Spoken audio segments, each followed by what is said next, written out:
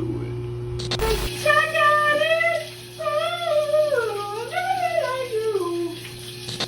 That's what I looked like all day?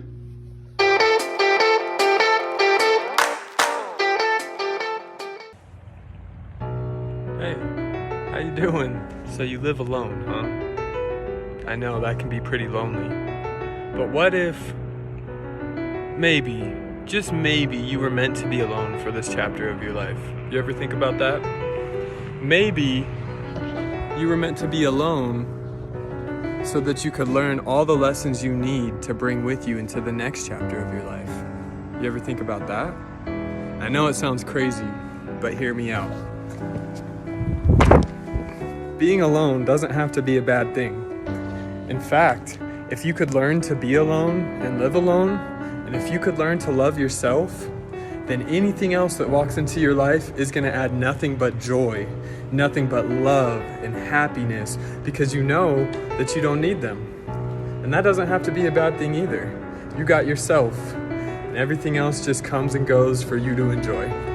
So let's dive right into it. My name is Richard. I'm the founder of The Overflowing Cup, and today I want to talk about how to be alone. It's actually a really beautiful thing. But the first thing I want to talk about is how being alone is going to affect different types of people. And what I mean by that is if you're an introvert, being alone is going to be a lot different than being an extrovert, obviously. So if you're an extrovert, you want to make sure that your social needs are being met, or else you're going to get depressed. So how can you make sure your social needs are met? Get out of your comfort zone. Go to a party. Go to a club. Go to an event, the new. Go to the library. Try to meet some new people and talk to people. So that way your social needs are getting met. So when you're at home alone at the end of the night, you're not feeling like a sad sack of shit. And if you're an introvert, it's not as hard. Maybe just invite somebody over for the night. Invite some friends, invite some family over, something along those lines. See, the thing about being alone is that it can be a temple or it can be a prison. And that all depends on you. So what I would recommend is pick up a new hobby. Try something new. Try something you've never done before. But if you have hobbies, it's going to keep you from going crazy, keep you from getting bored, and keep you from getting depressed.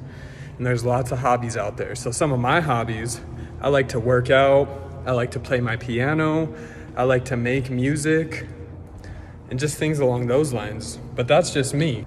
So just choose one. I know it's hard to think about where to start, but just pick one and go for it. And I promise you won't regret it. And that's going to help you to live alone and to not feel as lonely. Loneliness is an indicator that there's something inside of you that you need to work on. So instead of being sad about it, look at this as an opportunity to build yourself, to be the best version of yourself, to be so strong and so independent that when something walks into your life, you're ready for it. You're prepared. You feel that? Because I feel that. That's some good stuff. So pick up a new hobby. Make sure your social needs are getting met. And the last thing I would recommend is to set a schedule. That's going to help you out more than anything. When you live alone, you need to prioritize your time if you really want to have a fulfilling life. I mean, there's two different ways to live alone. You can get by, or you can thrive and be happy.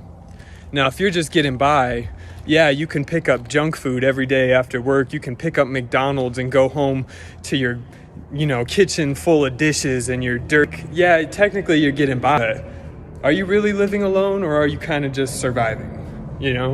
So I set a schedule. I wake up, I work out, I meditate, I meal prep so that I don't have to worry about what I'm going to eat for the rest of the week.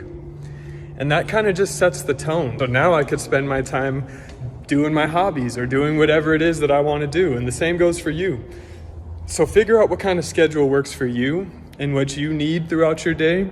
Whether that's exercising, meditating, taking some alone time, figure all that out and write it down and stick to it. The biggest difference is what you do on those days that you do not want to get out of bed. We all have those days, and I'm guilty of it too.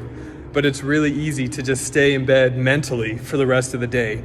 I woke up tired, today's gonna be a shitty day. No, get the fuck out of bed. You have your schedule down, hold yourself to it, Get a routine going, get out of your comfort zone, and don't just get by.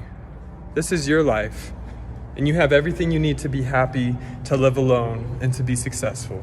So I appreciate you guys watching. As always, I'm Richard with the Overflowing Cup. If there's anything else specifically that you want me to talk about, drop that down in the comments. And just remember, it's okay to be alone. Embrace it. Love yourself, because you're all you got. I really do appreciate you guys watching, and I know you're here for a reason. And I know that you're alone for a reason right now. And there is nothing wrong with that. So y'all have a blessed night.